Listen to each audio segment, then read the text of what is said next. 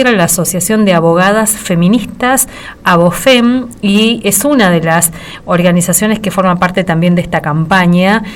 Melissa, muy buenas tardes, ¿cómo estás? Alicia Rivas te saluda desde la radio de la Universidad Nacional de Misiones. Hola, ¿cómo te va, Alicia? Buenas tardes. Buenas tardes. Bueno, Melissa, finalmente se lanzó la campaña. Veníamos siguiendo un poco las discusiones que se dieron, primero de manera virtual, después que se fueron situando en el Encuentro Plurinacional de Mujeres y Diversidades en San Luis, y siguiendo algunas de estas discusiones, y ahora la campaña ya lanzada. Contanos un poco qué significa que estemos ante esta campaña.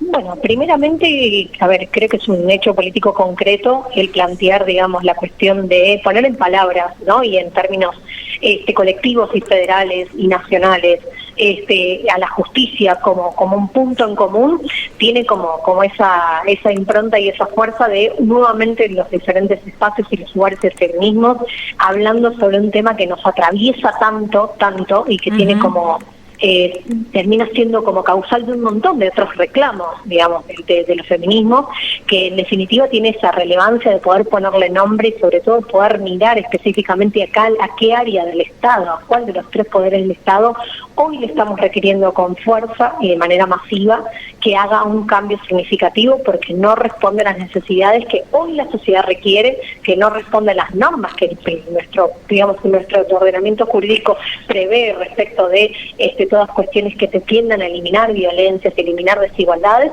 y otro poco también que tiene que ver con que ya las formas de dictar sentencia, la forma de abordar que tiene el sistema de justicia, la forma de trabajar del Poder Judicial, revictimiza, violenta y atrasa, ¿no? Digamos, tiene todo eso, forma parte, digamos, de lanzarlo en términos de campaña, es decir, de alguna forma resume todo eso y mucho más, ¿no?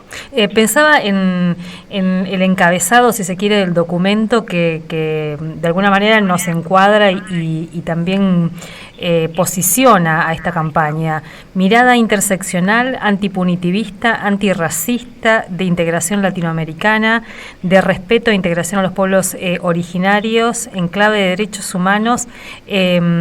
¿Por qué es necesario decir todo esto? Bueno, justamente vos sabés que lo necesario es porque, en definitiva, bien sabemos que lo que no se menciona no existe. Al ser un montón de organizaciones y montones de espacios de distintos, digamos, si se quiere, banderas de lucha, como las hermanas de los pueblos originarios, como otro tipo de compañeras que tienen, digamos, muy arraigadas en sus luchas, digamos, ciertas prácticas que tienen que cambiar. El plantearlo en estos términos y en clave de derechos humanos, en clave, digamos, en lo que es a nivel latinoamericano, un poco lo que viene a mostrar es ponerle voz a cada una de cómo ve también, ¿no? Digamos, esta justicia y esta lejanía que tiene esta justicia. Obviamente en términos terminológicos y teóricos hay que poder intentar abarcar la mayoría, pero en lo concreto, en lo más, si se quiere, situado, es todas esas, digamos, diferentes espacios, todas esas personas que digamos, formamos parte de este territorio, vemos fallas concretas y efectivas en el Poder Judicial y nos unimos en pos de querer cambiarlo. ¿Cómo? Bueno, primeramente en crear una campaña, crear conciencia y que esta voz se masifique a tal punto de que cada vez más personas se sumen a esta campaña y pensemos conjuntamente cómo incidir para generar un cambio significativo en el Poder Judicial. Cuando se comenzaba a hablar de esta campaña ya hace un par de años, o de lo que significa la reforma judicial feminista, la primera pregunta que aparece ahí es, bueno, ¿de qué estamos hablando? ¿Cómo pensamos o qué pensamos cuando decimos reforma judicial feminista? ¿En qué nos imaginamos? No sé si ustedes pudieron ya avanzar, hay propuestas concretas, debería ir por acá, esto debería profundizarse, nos imaginamos esto.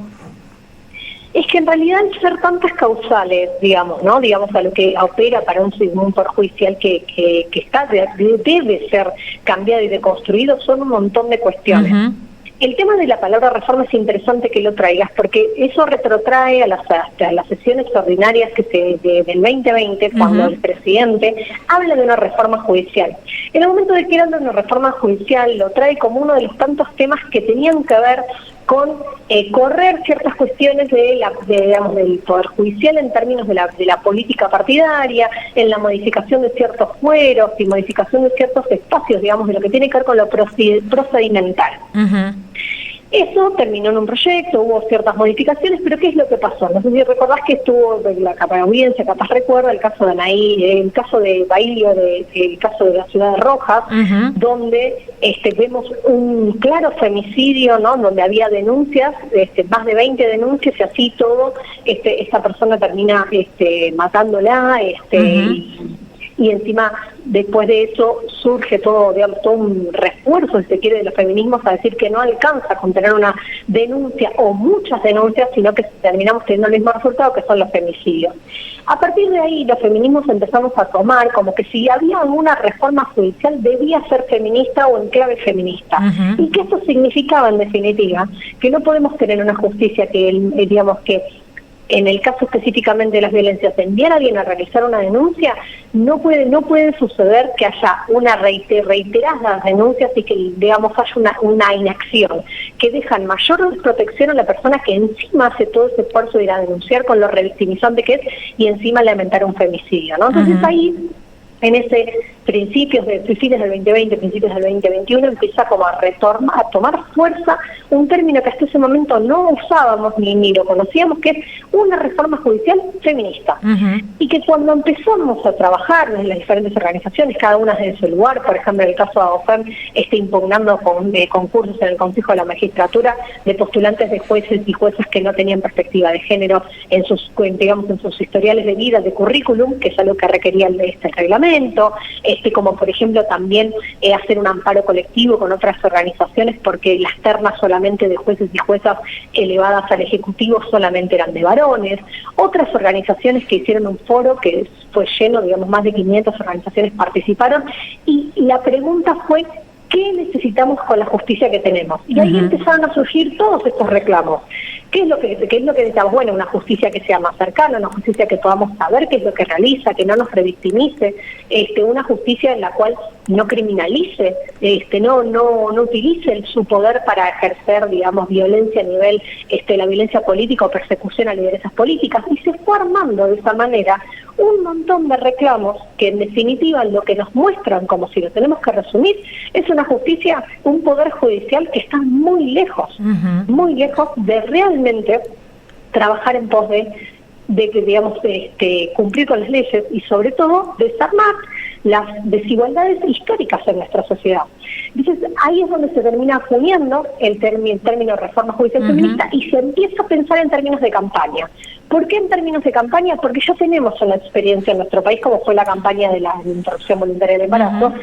donde lo que tuvo de particularidad fue lo transversal, llevada a todos los sectores, y que fue tal la puja social y en las calles que hizo que un cambio significativo, en este caso en una ley, en este caso veremos si es una cuestión legislativa o una cuestión de incidencia o ejercer control en el Poder Judicial del cual no tenemos, exigiendo transparencia, bueno, en fin, ¿no? Digamos, ir pensando y construyendo cuáles son las diferentes acciones que deberíamos llevar a cabo para poder modificar el Poder Judicial como hoy lo conocemos. Pensaba también que la campaña es como una advertencia, ¿no? Esto que venimos diciendo los feminismos en distintos espacios, que nos tengan en cuenta, que todo lo que se haga se tiene que hacer con nosotras y con nosotres, digamos, ¿no? Y sobre todo pensar en un Poder Judicial y las reformas que se puedan generar allí que afectan gravemente nuestras cotidianidades.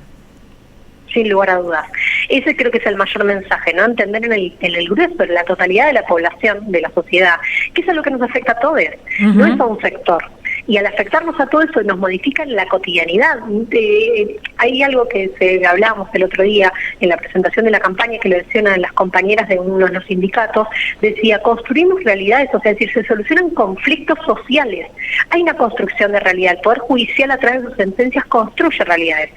resuelve conflictos, no puede estar tan alejado y estar totalmente por fuera de las necesidades de las personas, porque eso lo único que hace es que la gente se aleje de esa sensación de que va a conseguir justicia y que siempre termina beneficiando a los mismos, que es justamente todas las personas, digamos, a quien no están en un lugar de vulnerabilidad, que en definitiva somos la mayoría de la población, mujeres, disidencias y niñez. O decimos también, se termina a veces reforzando un aparato que no deja de ser un aparato represivo, un aparato racista, como lo decía también, creo que en la presentación de la campaña se escuchaba, racista, clasista, bueno, profundamente patriarcal y demás, que a veces nuestras demandas son leídas y devueltas, si se quiere, reforzando ese aparato, digamos.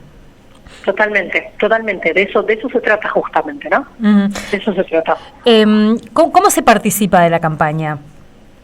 Bueno, hasta antes de la presentación, y creo que lo vamos a seguir continuando, había un formulario de Google Forms donde se iban adhiriendo las organizaciones. La idea es que se puedan seguir sumando, como personas que, digamos, adhieran y también quienes quieran participar activamente, comunicándose también, digamos, a través de las mismas redes de la Reforma Judicial, que tiene su Instagram, tiene su Facebook y demás, Reforma Judicial Feminista, y a partir de ahí ir tomando contacto con quienes están en el área de organización y, bueno, ir participando activamente, poniendo, digamos, voz en las proclamas principales, en pensar también acciones concretas de los territorios en que cada una se encuentra, como para justamente ir construyendo diferentes estrategias que tienen que ver con pensarnos en una justicia distinta, una justicia en clave de derechos humanos y feminista, y sobre todo ir construyendo, más allá de que es un año muy particular, porque es un año electoral, ir construyendo esta bajada, si se quiere, territorial, que nos permita que todas las personas entendamos qué significa una reforma judicial feminista,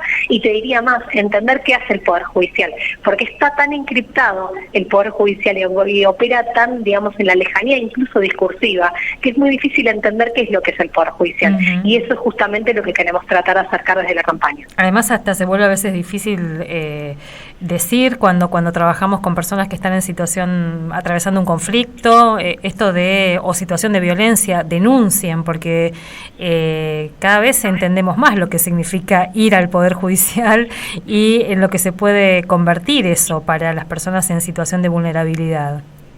Sin duda, totalmente, así es. Melissa, bueno, vamos a seguir un poco en las redes, a seguir también la discusión que se viene dando, porque decimos, es parte de nuestras agendas cotidianas también en nuestro medio, que es un medio público, y nos ayuda a pensar nuestras realidades. Así que muchas gracias. Por favor, a vos. Un abrazo, hasta luego. Melissa García es integrante de esta red, de esta Asociación de Abogadas Feministas.